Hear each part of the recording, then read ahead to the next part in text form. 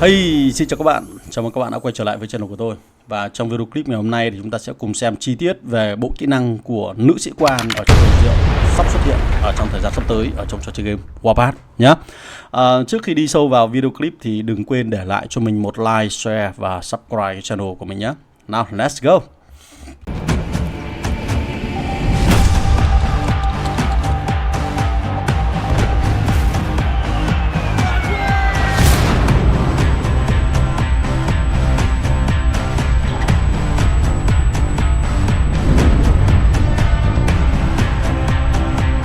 Rồi, ngày hôm nay thì trong cái máy chủ của mình đang có mở cái phòng quầy rượu này. Và hiện tại mình nhận được một thông tin khá mới về một sĩ quan dành cho máy bay ném bom có tên là Maya Douglas Mischief Maker. Với cái phong cách thiết kế mang cái áo khoác gió màu tím, trông khá là cute nha. Nụ cười rất là tươi tắn. Rồi, chúng ta sẽ xem cô nàng này có điều gì đặc biệt và bộ kỹ năng của cô như thế nào. Và trước tiên thì sẽ xem cái trò chơi game này nó hướng dẫn cô nàng này sẽ bắt cặp với ai. Đấy, các bạn có thể kích vào phần info này, chúng ta sẽ thấy là sẽ đi kèm với đại bàng độc hành các bạn ạ. Đây là bộ kỹ năng của cô nàng máy bay ném bom này. Đầu tiên là kỹ năng chiến thuật. Cái kỹ năng này có khả năng gây ra được một lượng sát thương cho mỗi một lượt ném bom lên đến 1800. Và nó cũng có 30% cơ hội để gây ra thêm một cái lượng sát thương là 500 nữa. 30% cơ hội gây thêm. Và cái hiệu ứng này có thể được kích hoạt lên đến 6 lần trong một cái đợt ném bom. Tức là nếu như chúng ta có kết hợp với cô nàng tiểu tiên vàng thì chúng ta có khả năng tăng thêm một đợt ném bom nữa. Thực ra là nó hơi phế nhỉ. Đã khuyến cáo kết hợp với anh chàng này rồi lại còn phải học đi kèm với tiểu tiên vàng làm cái gì nữa. Rồi, cái thứ hai là kỹ năng tấn công. Kỹ năng này có thể học được cho tất cả các đơn vị máy bay ném bom.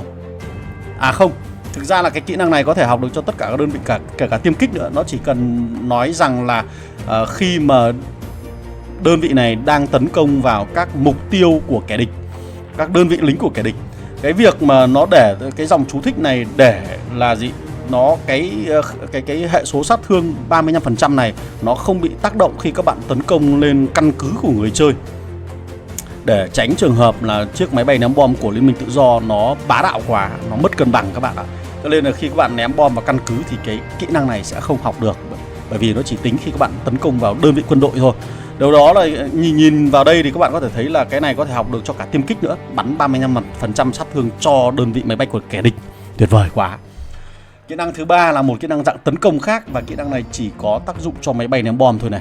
Tăng cường sát thương kỹ năng sĩ quan lên đến 25% và đòn tấn công thường của mỗi quả bom lên đến 25%. Và kỹ năng thứ tư là một kỹ năng đặc biệt cũng chỉ dành riêng cho máy bay ném bom thôi, đó là gì? Tăng hiệu quả của mỗi đợt ném bom lên đến 15% và độ bền của chiếc máy bay ném bom này là 30%. Cái hiệu quả khi mà ném bom này nó sẽ giúp cho chúng ta rút ngắn được cái quãng thời gian giữa mỗi lần trao đảo nghiêng máy bay ấy. Thì các bạn hình dung là khi mà máy bay chúng ta ném bom vào mục tiêu xong thì nó sẽ phải bay lượn một vòng. Thì cái vòng đấy nó nhanh hay là nó chậm nó phụ thuộc vào cái hiệu quả ném bom này. Đó. Và nếu như đơn vị nào, máy bay nào mà có cái phần hiệu quả đấy càng cao thì cái khả năng delay giữa lần ném bom thứ nhất và lần ném bom thứ hai càng ngắn. Các bạn cứ hiểu như thế thôi. Đó, giống như là cái thời gian tải đạn của các đơn vị lục quân ở bên dưới đấy.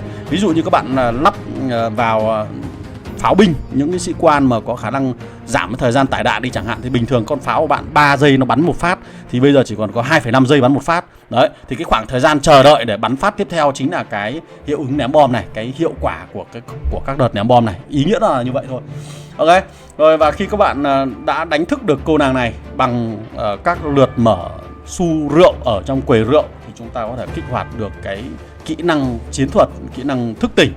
Cái kỹ năng thức tỉnh này là một kỹ năng bị động khác, đó là gì? Nó có khả năng gây khi mà nó gây ra sát thương cho kẻ địch thì 10% cái lượng sát thương đó sẽ được chuyển hóa thành khiên. Khi mà chúng ta ném bom vào pháo thì cái lượng độ bền mà lượng sát thương mà mình gây ra cho các đơn vị mục tiêu dưới mặt đất ấy, nó sẽ chuyển hóa thành khiên. Và cái khiên này thì lại không vượt quá được 20% độ bền tối đa của đơn vị máy bay ném bom đó. Khá là hơi, mình thấy nó khá là buồn cười. Nếu như mà chắc là nhà phát hành đang sợ rằng là cái kỹ năng này nó gây ra sự mất cân bằng dành cho các đơn vị máy bay ném bom của Liên minh tự do chẳng hạn. Thế nên là nó mới phải cài thêm một cái câu nữa là gì? Cái độ bền của cái khiên nó không vượt quá 20%. Thành ra nếu như mà không có cái phần 20% giới hạn này thì có lẽ là mình nghĩ là nó xứng đáng trong quầy rượu hơn nhỉ. Và thức tỉnh được cô nàng này để đổi lại 10% độ bền của cái khiên. Nó sẽ giúp cho các đơn vị máy bay của chúng ta có thể thực hiện các màn ném bom lâu hơn, bởi vì nó tồn tại được lâu hơn ở trong cuộc chiến. Nhưng thực tế thì, mỗi một cuộc chiến ở trên thực tế thì với những trường hợp mà đơn vị không quân bên mình mà quá là overpower quá thì nó lại không cần đến cái khiên này. Còn trong trường hợp mà đơn vị không quân của mình nó lại yếu thế hơn so với đội bạn, tức là đội bạn nó toàn là tiêm kích bay để bảo vệ cho các đơn vị mặt đất, thì 10% này nó lại không thấm được là vào bao nhiêu cả. Nghe nó rất là buồn cười đúng không các bạn ạ? Cái này thì thực tế thì các bạn sẽ được trải nghiệm, và đợi các boss, các con cá voi sẽ trải nghiệm cho chúng ta xem là với khả năng tăng cường 10% độ bền thành khiên này trong 4 giây thôi thì nó sẽ như thế nào, nó có thể ném được lâu hơn hay không. Đấy, bởi vì chỉ cần ném đến lượt thứ 2 thôi là các đơn vị dưới mặt đất khả năng là đã tan hoang hết cả rồi. Ok, nhưng mà để ném đến lượt thứ 3 nữa thì chắc là hơi khó nhỉ. Đấy, mình đoán thế thôi. Đấy. Ok, đây là một nữ sĩ quan mới xuất hiện ở trong quầy rượu trong cái tháng 9 sắp tới đây, trong tháng 8 chứ nhỉ. Đấy. Thì các bạn nếu như những ai mà đang chơi theo đường máy bay ném bom thì có thể là đầu tư vào cô nàng này. Nhưng thực tế thì theo lời khuyên của mình là chỉ dành cho các con cá voi hoặc là các boss thôi. Đối với những người chơi mà có tiêu phí một chút thì có lẽ chúng ta vẫn nên đầu tư vào lực lượng tiêm kích là một, và hai là những đơn vị máy bay ném bom của Đức và của Nga. Đấy, sau đó là chúng ta có thể sử dụng các cái sĩ quan miễn phí thôi là đã có thể là tốt hơn, khả năng là tốt hơn cô nàng này. Sau đó là nếu như các bạn có thể điều kiện nữa thì chúng ta chỉ cần học kỹ năng thôi, học kỹ năng tấn công 35% này là khá là tuyệt vời rồi. Đấy, còn nữa nếu như các bạn thích đầu tư nữa thì có thể học cái kỹ năng này. Ok, nhiều người sẽ nghĩ rằng là tại sao lại một đơn vị máy bay ném bom mà lại có cả tăng cường sát thương kỹ năng sĩ quan lẫn tăng cường của đoàn tấn công thường này thì làm gì? Ở đây tiện này mình nói thêm cho các bạn để các bạn hiểu rõ thêm. Thì máy bay ném bom của chúng ta thì tất cả hầu hết là có khá là nhiều sĩ quan có khả năng gây ra hệ số sát thương kỹ năng sĩ quan. Thì đây này, đó, đây là một này. Đấy, anh chàng này là hai, tất cả đều có cả. Đấy, anh chàng này còn có khả năng tăng cái độ hiệu quả của ném bom lên 20% nữa cơ. Đấy, ở đây đều có cái hệ số sát thương cả, và mỗi một chiếc máy bay nó đều có cả phần sát thương của từng quả bom.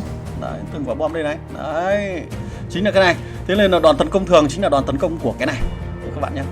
Đấy là nhắc qua cho các bạn để nếu như mà ai chưa rõ về cái tình huống đó thì có thể đỡ lấn cấn hơn. Còn bây giờ clip của mình sẽ tạm dừng tại đây. Hẹn gặp lại các bạn ở trong các video clip lần sau. Các quan điểm của bạn như thế nào và cảm nhận của bạn như thế nào về sĩ quan này thì hãy để lại phần bình luận, chúng ta sẽ cùng nhau thảo luận thêm. Còn các bài kiểm thử thì có lẽ là sẽ phải đợi thêm một các video clip tiếp theo. Ok, rồi nhớ đón xem nhé. Goodbye.